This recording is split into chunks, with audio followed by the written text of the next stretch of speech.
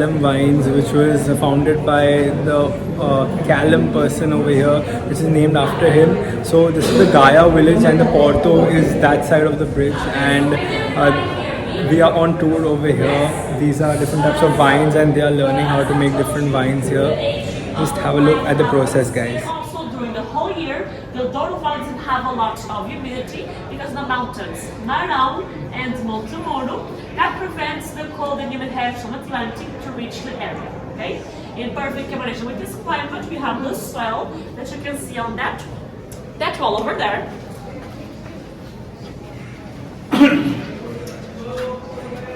Okay, so here you can see the type of soil that is used to plant the vineyards at the Douro Valley. In Portuguese, we call it xisto, and the xisto is divided in three parts, okay? Which are the upper part, the middle one, and the lower one right here, okay?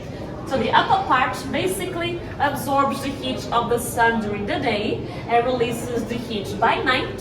So the plant never gets cold and maintains a very constant temperature during the whole day and during the whole year, okay?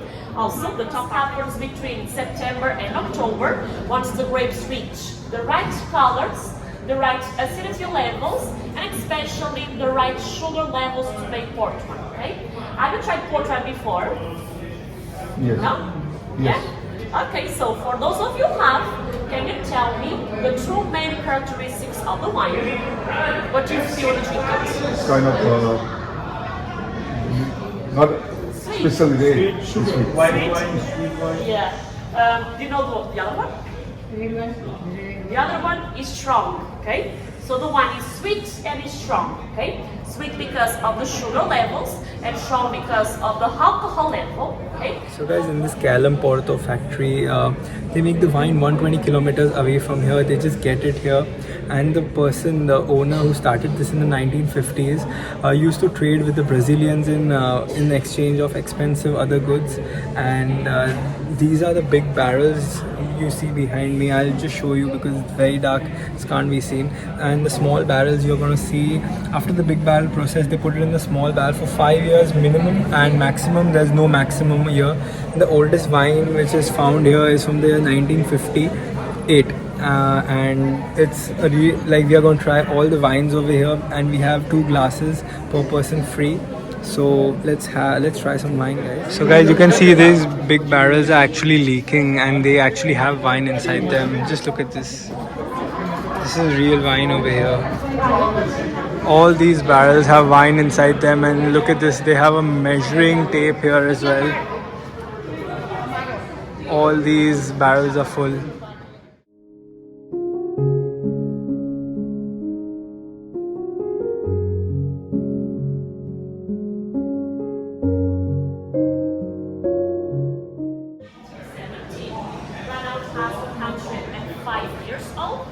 This batch right here carries around 150 years old, more or less. And before they are used to age port wine, they're actually used to store table wine. Over the years, you'll gain more bitter notes to it, notes such as dry fruits, for example, notes of oak, and notes of spices. And another thing that's going to change a lot about the townies is the color of the wine. Okay? The thing is, no longer the townies stay inside of the barrels. The lighter and lighter and lighter they will be, because basically what happens is the oak will start to eat up the color of the wine, okay? It will start to soak up the color. So the rubies have super dark and super rich colors, but the townies will have more orangey colors, more brick colors, and that is why they're called townies. These are the big barrels, and these are the small ones. They are put in and stored over the years, guys.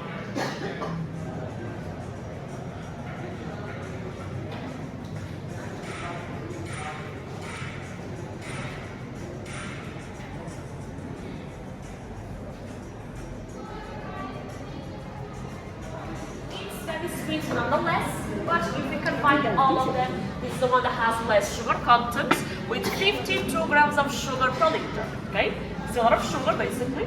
And this one ages only stainless steel, so it has a very light, very pale color, almost like water, When you open this wine, you have 4 months to drink it, and the wine will dry perfectly well with salty appetizers, for example. Okay. The next one out to be the best ruby we make. So the majority of ports are made from blends of very different harvests of very different years. But this one right here, the vintage, it's made from only one harvest, from only 1 year, and that year needs to be considered with exceptional quality. Okay? This wine ages 2 years inside of the vat, and I bottle the wine without filtering the wine. So this one is the only port that ages inside of the bottle. Okay? And 40 years, okay?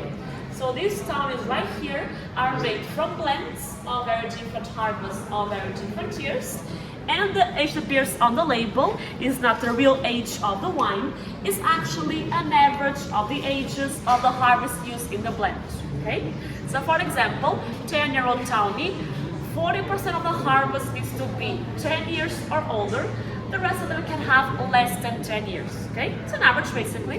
And the same thing happens with the fine white ages in stainless steel, and then 4 years inside of the vat.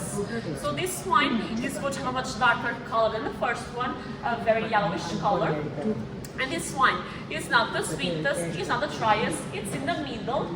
So when you drink it, you're going to feel hints of honey in your mouth at the end, but they'll be gone pretty fast because this doesn't leave any aftertaste whatsoever. To drink this wine as well upstairs.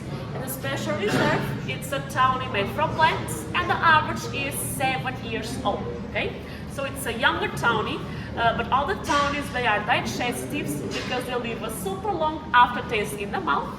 So no meals with the townie, but the townies pair really well with desserts. Okay, these ones made from blends. When you open the bottle, you have 6 months to drink the wine. Okay, and the last one, the youngest of all ports. We started to produce in 2012, and this wine, it's a very soft wine, a very fruity wine with notes of red fruits, and the rosé is very good to make a cocktail named Porto Portugal. Have you ever heard about that? No?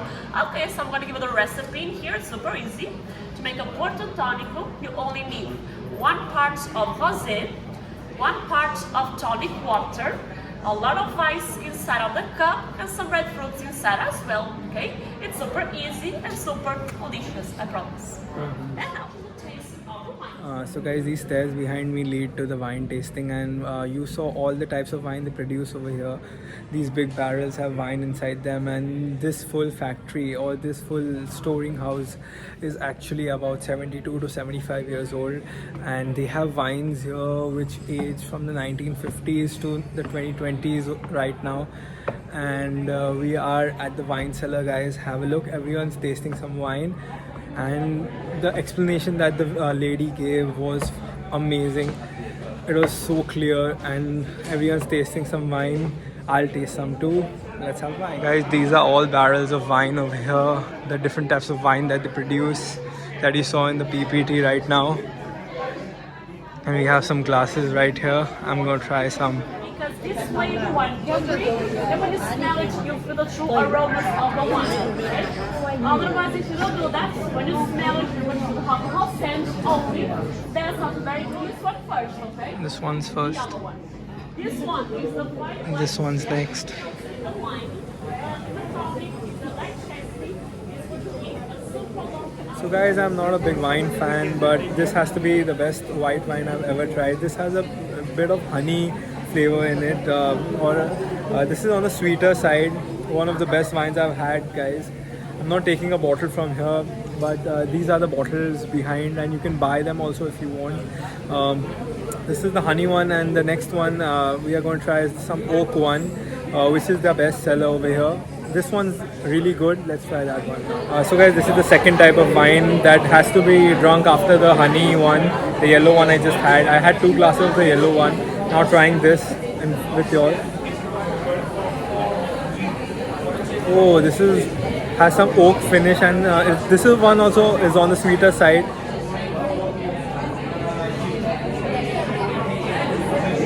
Guys, that was the end of the Calem winery tour, which is established in 1859, and we are exiting now. Thank you for watching this vlog. And thank you for always supporting me. And please subscribe to my channel, Brat Vlogs. Thank you.